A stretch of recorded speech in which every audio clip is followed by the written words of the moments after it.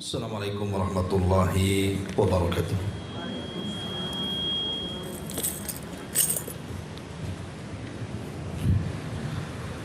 Alhamdulillah wassalatu wassalamu ala Rasulillah wa ala alihi wa sahbihi wa mawalah wa la hawla wa la quwata illa billahi wa ba'du. Alhamdulillah, segala puja dan puji hanya milik Allah Jalla fi'ula. Salawat dan juga salam kita hadiahkan kepada Rasul kita Nabi besar Muhammad sallallahu alaihi wa ala alihi wasallam. Ya, kita masuk pada tafsir surah Al-Baqarah ayat 186. A'udzubillahi minasyaitonir rajim. Bismillahirrahmanirrahim. Wa idza sa'alaka ibadi anni fa inni qarib ujibu da'watad da'i idza da'ani falyastajibu li wal yu'minu bi la'allahum yarshudun. Apabila hamba-hambaku bertanya kepadamu anni, tentang diriku, fa inni qaribun, maka sesungguhnya aku dekat dengan hambaku. Ujibu da'watad da'i, akulah yang mengabulkan setiap doa-doa orang yang berdoa kepadaku apabila dia berdoa. Falyastajibu li, maka hendaklah mereka berusaha memenuhi perintahku. Wal yu'minu bi, dan beriman kepadaku. La'allahum yarshudun,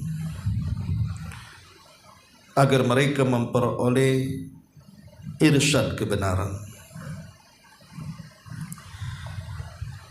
Ayat ini ada asbab nuzulnya. Ketika ada seseorang datang menghadap Nabi SAW, kemudian mengatakan, ya Rasulullah, arabbuna ba'idun am qaribun? Rasul, apakah Rabb kita ini jauh ataukah Rabb kita ini dekat? Fa in kana ba'idan fanunadi wa in kana qariban fanunaji. Sekiranya Rabb kita jauh, kita panggil dia, kita panggil dengan keras dia. Tapi sekiranya dia dekat, cukuplah kita berbisik-bisik memanggilnya. Maka dari pertanyaan ini Nabi SAW terdiam. Dari diamnya Nabi SAW itulah turun Al-Baqarah 186 ini.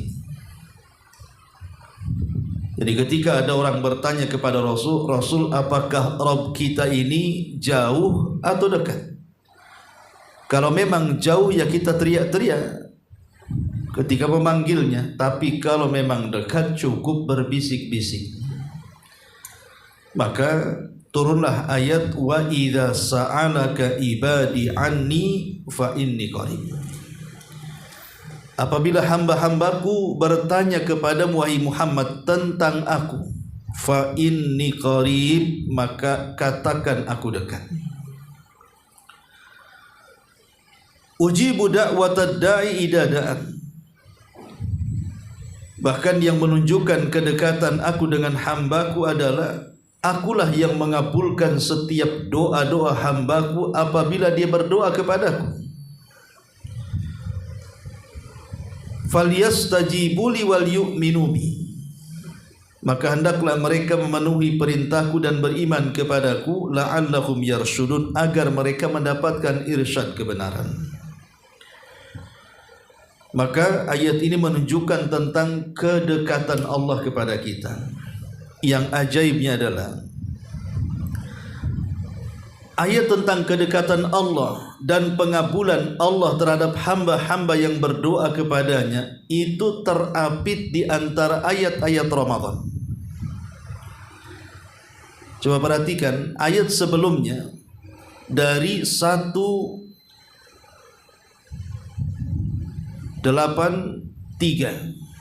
tentang perintah puasa.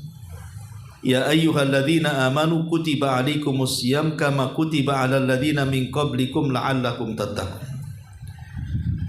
Kemudian masuk ke ayat 184, masih juga berkenaan dengan hukum-hukum puasa. Kemudian juga ayat yang ke-185-nya juga sama, menjelaskan tentang bahwa bulan Ramadan adalah bulan diturunkan Al-Quran. Baru masuk di ayat 186-nya bicara soal kedekatan Allah dengan kita dan mudahnya pengabulan Allah akan doa-doa kita. Kemudian masuk di 187-nya masih bicara soal puasa. Uhillat lakum lailatas siyam ar-rafathu ila nisaikum, dan seterusnya telah dihalalkan bagimu pada malam hari berpuasa bercampur dengan istrimu. Kenapa kemudian Allah Subhanahu wa taala letakkan ayat tentang kedekatan Allah dengan hambanya terapit di antara ayat-ayat yang menjelaskan tentang bulan Ramadan dan juga mudahnya pengabulan Allah kepada hamba-hambanya saat berdoa terjepit di antara ayat-ayat yang bicara soal Ramadan? Kata ahli tafsir, seolah-olah Allah Subhanahu wa taala ingin katakan Allah itu dekat dengan hambanya di luar Ramadan, tetapi lebih dekat lagi apabila masuk di bulan Ramadan. Allah itu mengabulkan setiap doa-doa orang yang berdoa kepadanya di luar Ramadan, maka Allah akan lebih mengijabah siapapun yang berdoa apabila dia berdoa di bulan Ramadan. Jadi seolah-olah Ramadan itu adalah kesempatan kita berdoa kepada Allah, karena kedekatan Allah jauh lebih dekat dan pengabulan akan doa kita lebih cepat. Itulah kenapa kemudian ayat soal kedekatan dan ijabah doa itu terapit di antara ayat-ayat Ramadan, karena ingin menjelaskan bahwa salah satu amalan yang paling penting saat bulan Ramadan adalah berdoa, karena doa di bulan Ramadan itu mustajab. Bagaimana tidak mustajab juga? Bulan Ramadan itu siangnya kita ibadah, malamnya juga kita ibadah. Jadi seolah-olah siang malam itu kita beribadah kepada Allah. Kalau dia di luar Ramadan itu kan kadang siang kita tidak ibadah. Tapi di bulan Ramadan mau tidak mau, di siang hari bulan Ramadan kita harus ibadah melaksanakan rukun Islam kan. Salah satunya adalah puasa setelah sholat. Kemudian di malam harinya ada tarawih lagi. Bahkan ada malam Lailatul Qadar. Jadi 24 jam di bulan Ramadan itu dipenuhi dengan ibadah kepada Allah Azza wa Jalla. Lah sebab itulah makanya kemudian pengabulan doa di bulan Ramadan itu lebih mudah. Karena syaratnya sudah terpenuhi. Dari kalimat falyastajibu li wal yu'minu bi itu, hendaklah mereka memenuhi perintahku dan hendaklah mereka beriman kepadaku dengan cara memperbanyak ibadah, itu sudah terpenuhi. Makanya kalau orang berdoa pasti mustajab, baik di siang hari ataupun di malam hari bulan Ramadan. Meskipun para ulama kemudian memberikan kekhususan, ada beberapa waktu kalau berdoa di bulan Ramadan itu jauh lebih mustajab lagi. Sekalipun di bulan Ramadan siangnya dan malamnya itu orang berdoa mustajab, tetapi ada waktu-waktu yang kalau kita berdoa di bulan Ramadan itu jauh lebih mustajab lagi. Dan itu ada di 3 waktu. Ulama mengatakan apabila datang bulan Ramadan jangan lepas berdoa di 3 waktu. Apa 3 waktu itu? Yang pertama, inda al-iftar, saat berbuka puasa. Saat berbuka puasa itu adalah waktu yang sangat mustajab, dan itu berdasarkan hadis Nabi. Kata Nabi SAW, thalathu da'awatin mustajabah. Thalathu da'awatin mustajabah. Ada 3 orang yang kalau dia berdoa dipastikan doa-doanya mustajab. Yang pertama kata Rasul, da'watu al-musafir, doanya orang yang sedang safar. Yang kedua, da'watul walid ala waladihi, doanya orang tua kepada anaknya. Kemudian yang ketiga, da'watus sha'im inda fitrihi, doa orang yang berpuasa saat dia berbuka. Jadi doa orang yang berpuasa saat dia berbuka di antara 1 dari 3 orang yang kalau dia berdoa mustajab. Kenapa? Kenapa 3 orang ini kalau berdoa mustajab? Pertama, seorang musafir. Kenapa seorang musafir itu kalau dia berdoa mustajab? Karena umumnya seorang musafir itu dalam kondisi kesulitan. Umumnya, kita bercerita umum bukan khusus. Umumnya orang yang sedang safar itu akan banyak mengalami kesulitan. Dan orang yang berdoa saat dia kesulitan itu biasanya lebih ikhlas. Dia lebih ikhlas. Memang dia sangat berhajat kepada keinginan yang dimintanya. Kemudian yang kedua, kenapa doa orang tua kepada anak itu mustajab? Karena tidak ada orang tua kepada anaknya kecuali menghendaki kebaikan. Tidak ada orang tua itu menghendaki anaknya kecelakaan, kecuali orang tua gila. Tapi kalau orang tua waras, saya kira sejahat-jahatnya anak pun tetap orang tua itu menghendaki kebaikan anaknya. Disitulah letak istijabah doanya. Kemudian yang ketiga, adapun kenapa doa orang yang berpuasa itu mustajab? Karena doa orang yang berpuasa itu dia diawali dengan ibadah.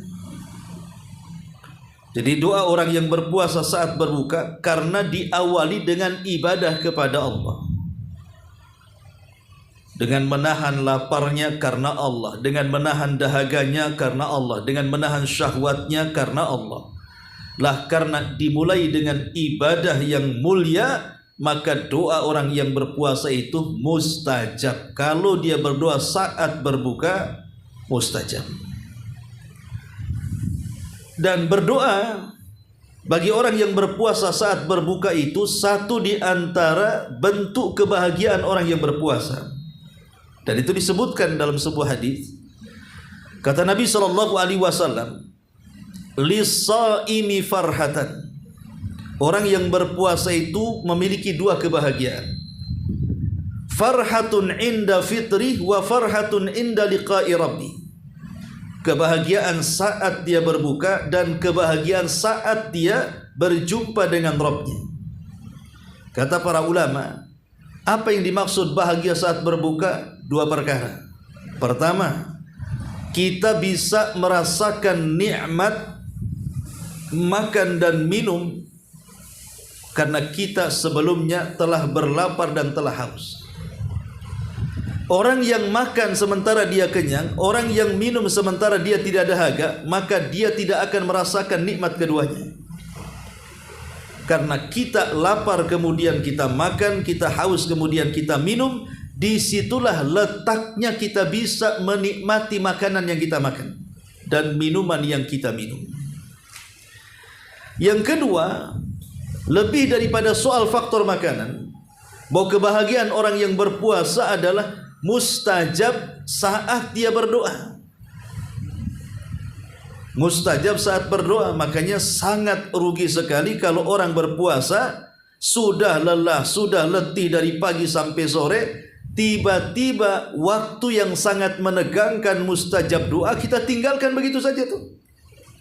Kan rugi, sudah lapar kita dari pagi, menahan dahaga dari pagi. Ketika waktu-waktu menegangkan di situ Allah berikan waktu untuk berkomunikasi dengan Allah, tiba-tiba ditinggalkan.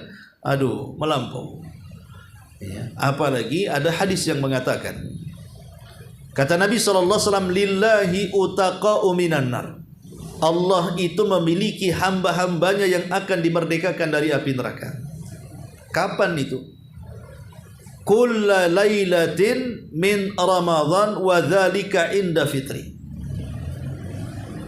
Di mana Allah Subhanahu wa taala memiliki hamba-hamba yang akan dimerdekakan dari api neraka di bulan Ramadan. Itu sifatnya setiap malam di bulan Ramadan, dan waktunya kata Rasul saat berbuka. Jadi saat berbuka itulah waktunya kita dibebaskan dari api neraka. Makanya doa yang sangat dianjurkan ketika hendak berbuka itu adalah Allahumma a'tiq riqabana minan nar. Ya Allah, merdekakan kami dari api neraka. Minta kepada Allah, entah kita, entah pasangan kita, entah orang tua kita, entah anak kita, minta kepada Allah agar dibebaskan dari api neraka. Coba ibu bayangkan kalau seandainya 1 bulan Ramadan kita meminta kepada Allah Subhanahu wa taala akan dibebaskan kita dari api neraka, saya kira 1 hari saja Allah kabulkan permintaan kita, kita tidak mungkin masuk neraka dan keluarga kita selamanya. Kalau Allah kabulkan, berarti kita termasuk hamba-hamba Allah yang oleh Allah dibebaskan dari api neraka. Itulah pentingnya berdoa menjelang berbuka itu di situ. Ya. Ini yang pertama. Kemudian yang kedua, waktu yang sangat mustajab, maksudnya tidak didapat di waktu-waktu lainnya. Tidak didapat di waktu siang, tidak didapat di waktu sore, tidak didapat di waktu awal malam atau tengah malam. Itu hanya ada di sepertiga malam akhir saja. Apa itu? Allah turun ke langit dunia. Allah turun ke langit dunia itu hanya ada di sepertiga malam akhir. Dan itu berdasarkan hadis Nabi mengatakan, innallaha yanzilu ila sama'id dunya fi kulli thuluthil lailil akhir wa dzalika kulla lailatin. Innallaha rabbana yanzilu fi kulli thuluthil lailil akhir wa dzalika kulla lailatin. Sesungguhnya Allah Rabb kita ini turun di sepertiga malam akhir, dan itu setiap malam. Inilah yang menjadikan kenapa sepertiga malam akhir itu waktu yang sangat istimewa dari 24 jam yang kita lewati setiap harinya. Karena Allah tidak turun di pagi hari, Allah tidak turun di siang hari, di sore hari, atau di awal malam, atau di tengah malam. Allah itu hanya turun di sepertiga malam akhir saja. Lalu apa faedahnya Allah Subhanahu wa taala turun kepada kita? Faedahnya 3. Dan itu berdasarkan firman Allah sendiri dalam hadis kursi tadi, di mana Allah Subhanahu wa taala mengatakan, man yad'uni fa astajibalah. Faedah yang pertama, doa-doa kita pasti mustajab. Yang kedua, man yas'aluni fa'utiyah. Apapun yang diminta pasti Allah beri. Kalau seandainya kita ini memiliki banyak problem dalam kehidupan kita ini, dan pasti akan banyak problem.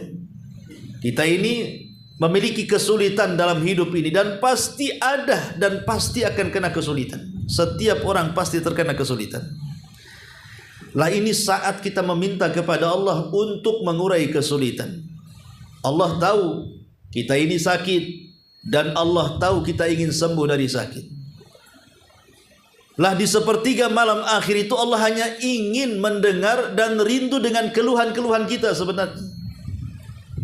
Makanya kata Imam Ibnul Qayyim rahimahullahu ta'ala, terkadang Allah itu membuat sengaja hamba-hambanya sakit supaya hamba itu mengeluh dan merintih, dan Allah rindu suara rintihannya. Allah ingin mendengar suara rintihan kita kepada Allah Subhanahu wa ta'ala. Jadi kalau seandainya kita ditimpa penyakit dan kita ingin sembuh dari penyakit, maka minta kepada Allah di sepertiga malam akhir itu, sembuhkan penyakit saya ya Allah. Allah tahu kita ini sakit, Allah juga tahu kita ingin sembuh. Hanya Allah ingin supaya kita ini merintih di sepertiga malam kepada Allah, meminta agar disembuhkan. Jangan sampai kita meminta kesembuhan kepada selain Allah. Ini kesempatan, ya. Masalah apa saja, masalah ekonomi umpamanya, Allah tahu kita sedang susah dan Allah juga tahu kita ingin keluar dari kesusahan. Cuman Allah hanya ingin mendengar suara kita meminta kepadanya agar seluruh kesusahan itu dihilangkan. Allah tahu kita ini disakiti orang, dan Allah juga tahu yang menyakiti kita. Makanya Allah berikan kesempatan di sepertiga malam akhir itu untuk mengeluh kepada Allah agar Allah membalaskan semua kezaliman orang-orang yang berbuat zalim kepada kita. Disitulah letaknya keajaiban sepertiga malam itu, karena kita bisa meminta kepada Allah dan Allah akan penuhi permintaan kita. Dan yang terakhir, man yastaghfiruni fa'aghfirullah. Siapa yang meminta ampun, maka Allah akan ampuni dosa-dosanya. Siapa di antara kita yang tidak memiliki dosa? Pasti dalam setiap hari itu kita memiliki dosa. Mulai dari kita bangun sampai kemudian kita tidur, pasti kita melakukan dosa. Lah Allah berikan kesempatan di sepertiga malam akhir itu untuk tobat. Dengan cara apa? Istighfar. Kenapa kemudian Allah Subhanahu wa taala memilihkan kepada kita waktu sepertiga malam akhir itu untuk istighfar? Dan istighfar itu bukan hanya sekedar meminta agar dosa-dosa kita diampuni, bahkan lebih daripada itu, agar dosa-dosa kita tidak menjadikan Allah mengazab kita pada hari kiamat. Bahkan lebih daripada itu, agar Allah menutupi aib-aib kita. Jadi itu faedah istighfar. Pertama, meminta kepada Allah agar dosa-dosa kita diampuni. Yang kedua, meminta kepada Allah agar dosa, kalau seandainya kita bawa menghadap Allah, tidak menjadikan Allah menyiksa kita pada hari kiamat. Dan yang ketiga, istighfar itu juga meminta kepada Allah agar dosa yang kita lakukan tidak dibongkar aibnya kepada manusia. Sebab kalau seandainya satu dosa saja dibongkar oleh Allah aibnya kepada manusia, manusia itu tidak mungkin selamat. Pasti karirnya akan jatuh, kehormatannya akan hilang, dan begitu seterusnya. Makanya di sepertiga malam akhir inilah yang diminta oleh Allah. Kita berdoa, kita meminta baik urusan dunia atau akhirat, kemudian kita beristighfar. Maka di bulan Ramadan jangan tinggalkan berdoa di sepertiga malam akhir. Karena saya kira setiap manusia, khusus yang muslim ya, apalagi yang beriman, biasanya di sepertiga malam akhir itu mudah untuk bangun. Sangat mudah untuk bangun. Kalau di luar Ramadan, bangun di sepertiga malam akhir itu kan banyak musuhnya, Bu. Musuh ngantuk dia harus lawan, musuh takut dia harus lawan. Apalagi ya, musuhnya banyak. Belum lagi kemudian ketakutan dan kecemasan orang-orang penakut saat bangun di sepertiga malam akhir itu terkadang menghalangi dia untuk bangun. Jadi banyak sekali kelelahan, keletihan, manusia sedang ngorok, masa saya tidak ngorok gitu ya. Nah, ini akhirnya menjadikan orang susah bangun di sepertiga malam akhir itu. Bahkan alarm yang sudah memanggil-manggil saja nggak didengar dia tuh, ngantuknya ya. Tetapi di bulan Ramadan, insya Allah nggak ada alarm pun pasti ibu bangun, karena di situ waktu sahur masalahnya. Apalagi ibu-ibu mau tidak mau bangun harus masak gitu ya. Maka jangan sekedar bicara soal sahurnya saja, tapi lebih daripada itu Rasul mengatakan tasahharu fa inna fi sahurikum barakah. Sahurlah kalian, karena dimakan sahur kalian terdapat berkah. Sebagian para ulama ketika memaknai makna berkah dalam hadis ini, apa sih kenapa sahur menjadi berkah? Pertama, ya, karena sahur itu bentuk pahala. Orang yang mengamalkan sahur pasti berpahala. Di situ berkahnya. Jadi bukan hanya sekedar makan minum saja sahur itu, di balik makan dan minum ada pahala. Makanya sahur itu berkah. Yang kedua, sahur itu mempermudah orang-orang yang berpuasa. Karena kalau orang tidak sahur, biasanya siang-siang sudah lemas. Karena boleh jadi dia haus, boleh jadi dia lapar, akhirnya mengganggu ibadah puasanya. Yang ketiga ini syahidnya. Karena dengan sahur dikatakan berkah, karena di waktu itu banyak ibadah-ibadah yang bisa mendekatkan kita kepada Allah. Salah satunya tahajud dan berdoa. Dan yang terakhir, kata Al-Hafidz Ibnu Hajar, kenapa sahur itu menjadi berkah? Karena sahur itu dalam rangka kejayaan Islam. Kenapa kok jaya Islam? Karena dengan sahur kita sedang menyelisihi puasanya ahli kitab. Itulah yang menjadikan kenapa sahur itu berkah. Maka jangan tinggalkan sahur. Qadarullah umpamanya, ibu-ibu ketika berbuka itu tidak bisa menahan syahwat. Akhirnya kemudian puasanya macam balas dendam. Semua makanan habis dimakan. Habis tarawih nambah lagi.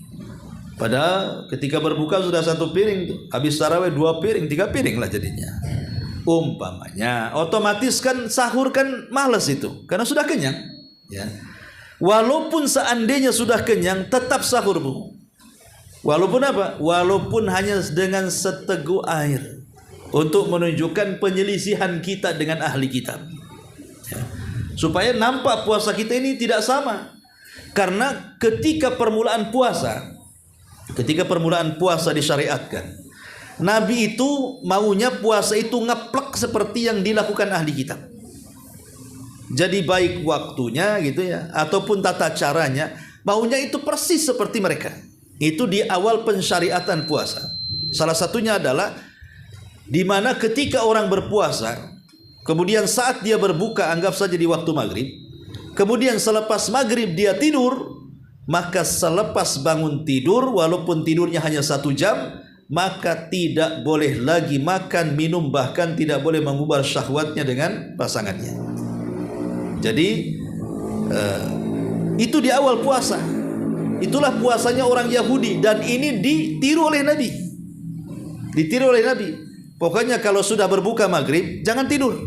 Kalau sudah tidur walaupun setengah jam, ataupun boleh jadi mungkin 10 menit, nanti bangun tidur dilarang semuanya. Sudah harus puasa lagi. Sampai besoknya lagi, sampai ketemu buka lagi. Itu kan berat. Ya. Karena ada kasus dengan peristiwa ini, seorang Ansor. Seorang Ansor ini kan pulang dari kerja. Dia habis nyangkul, karena orang Ansor kan rata-rata petani. Ya. Peladang. Jadi lelah letih dia berpuasa sambil meladang. Pulang dia, sampai di rumah sudah maghrib. Dia tanya kepada istrinya, hal indaka ta'am, hal indaki ta'amun, adakah makanan yang bisa ku makan untuk iftar? Qadarullah, kata istrinya, tidak ada. Tetapi baiklah, kata istrinya, kau nunggu sebentar, saya akan keluar rumah untuk mencari makanan untuk iftar. Yang namanya orang 1 hari kerja bu, lelah nih si Ansor ini. Sambil menunggu istrinya cari makan, tidur dia. Ketika istrinya sudah dapat makanan, ya istrinya ya marah-marah lah. Sudah capek cari makanan, tahu-tahu tidur. Kata istrinya, celaka engkau, katanya. Kenapa kau tidur? Kenapa dicelakakan orang tidur, orang puasa di awal puasa? Karena selepas tidur, tidak boleh makan lagi, tidak boleh minum lagi, tidak boleh berhubungan. Sudah mulai start puasa dia. Akhirnya orang Ansar ini terpaksa lah dia tidak makan, tidak minum, tidak berhubungan sampai besoknya. Ketika siang hari dia tak tahan. Sama dengan puasa 2 hari berturut-turut jadinya. Tidak tahan dia, pingsan dia di ladang. Lah cerita pingsannya orang Ansar ini sampai ke telinga Nabi. Dari sini kemudian turun ayat, wa kulu washrabu hatta yatabayyana lakumul khaytul aswad min khaytul abyadi minal khaytil aswadi minal fajri. Makanlah kalian, minumlah kalian sampai kalian bisa membedakan benang putih di antara benang hitam, maksudnya waktu fajar. Berarti selama fajar shadiq belum menyingsing, boleh makan, boleh minum walaupun tidur, gitu maksudnya. Turun ayat ini penghapusan. Kemudian Nabi SAW mengatakan farqu ma baina siyamina wa siyami ahlil kitab akalatas sahur. Perbedaan puasa kita dengan ahli kitab dimakan sahur. Justru kita harus makan. Jangan seperti mereka tak makan. Maka makan sahur itu bagian daripada penyelisihan kita dengan ahli kitab. Maka rugi orang yang tidak sahur. Rugi orang tidak sahur. Minimalnya ada niat, Bu. Kalau ibu lelah, letih, umpamanya kan, ibu niat akan sahur. Kalaupun Allah takdirkan bablas sampai subuh umpamanya, maka sudah dapat pahala sahur. Kalau sudah ada niat, ya. Ini yang kedua. Dan yang ketiga, waktu yang sangat mustajab doa di bulan Ramadan adalah ba'da subhi ila tulu'i syamsi. Setelah subuh sampai terbit matahari. Itu waktu yang sangat berkah. Makanya kalau kita membahas tentang hadis sahabiyah, wanita-wanita di zaman Rasul yang sholat berjamaah di belakang Nabi itu, riwayatnya cuma ada di sholat subuh.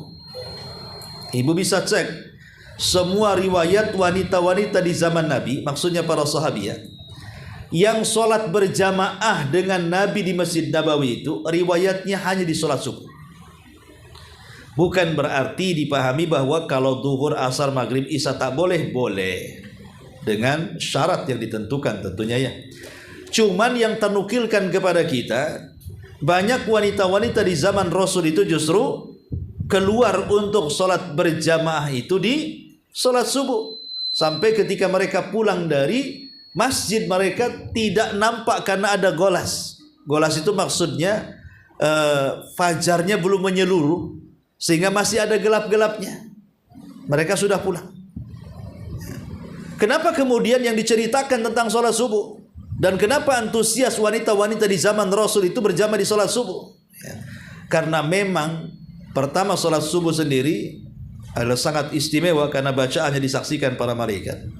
Yang kedua, di waktu itu memang sehat-sehatnya udara. Bahkan ada namanya angin soba, yang disabdakan Nabi SAW, nusirtu bis soba wa uhlikatil adu bid dabur. Aku ditolong dengan angin pagi dan kaum Ad dihancurkan dengan angin sore. Namanya dabur. Dabur itu angin pagi. Jadi kalau cuaca lagi bagus, itu angin itu akan berhembus di pagi hari. Itu angin yang membawa kesehatan. Makanya wajar kata para ulama, kalau kita pulang dari sholat subuh, biarkan angin itu masuk ke dalam rumah. Maksudnya buka jendela, buka pintu, biar menjadi sirkulasi kesehatan dalam rumah. Itu angin soba, angin berkah. Supaya apa? Supaya dapat keberkahan dengan datangnya dan masuknya angin itu ke rumah kita. Ya kecuali kalau cuacanya tidak bagus. Artinya kan kita bicara kalau cuaca bagus di sini. Maka itu angin yang sangat segar sehingga kita memahami bahwa kenapa sahabiyah itu mereka datang ke Masjid Nabawi bersahabat, karena mereka jadikan langkah-langkah kaki mereka dari rumah ke masjid itu salah satu bentuk riyadhah, olahraga. Ya, jadi mereka juga mengutamakan kesehatan. Ya, mengambil bahwa kesehatan itu paling baik di waktu pagi, menjelang sebelum terbit matahari dan setelah terbit fajar shadiq alias masuk waktu subuh. Disinilah Nabi SAW mengatakan, Allahumma barik li ummati fi bukuriha. Ya Allah, berkahi umatku di waktu paginya. Kata ulama, doa Nabi SAW, ya Allah berkahi umatku di waktu paginya, maksudnya diisyaratkan kepada ba'da subhi ila tulu'i syamsi, setelah subuh sampai terbit matahari. Jadi orang yang memanfaatkan setelah terbit, setelah subuh sampai terbit matahari dengan berdoa, berarti dia sedang berdoa di waktu yang penuh dengan berkah. Maka rugi kalau seandainya seseorang kemudian di waktu turunnya berkah, seseorang tertidur.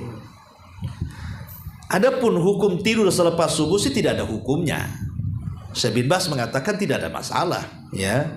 Orang tidur selepas subuh kalau ada hajat, mamanya dia ngelembur malamnya kecapean, tidak tidur, akhirnya ngantuk selepas subuh, boleh tidur.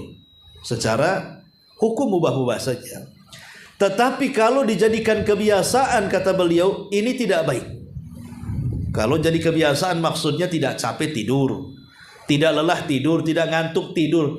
Memang itu kebiasaan dia, memang habis subuh harus tidur. Lah itu yang tak bagus, kata Imam Ibnul Qayyim. Orang yang membiasakan tidur selepas subuh sampai terbit matahari tidak akan diberkahi hidupnya, tidak akan diberkahi keluarganya, tidak akan diberkahi keluarganya, bahkan tidak akan diberkahi segala-galanya. Makanya jangan membiasakan tidur selepas subuh kecuali ada arid. Maksudnya ada hal-hal yang membolehkan seseorang tidur di jam-jam itu. Nah ini waktu berkah yang terakhir adalah berdoalah selepas subuh. Ini waktu yang mustajab di bulan Ramadan. Selepas berbuka atau sedang berbuka, dalam kondisi hendak berbuka. Yang kedua di sepertiga malam akhir, dan yang ketiga di pagi hari setelah subuh sampai terbit matahari. Wallahu alam. Ini diantara penjelasan kenapa ayat tentang kedekatan dan pengabulan doa itu justru dihimpit dengan ayat-ayat Ramadan untuk menunjukkan Ramadan itu memiliki kemuliaan, dan Ramadan itu adalah syahrud doa, bulannya kita disuruh untuk berdoa kepada Allah Subhanahu wa taala. Wallahu alam. Sampai di sini saja. Silakan sebelum saya tutup kalau ada bertanya.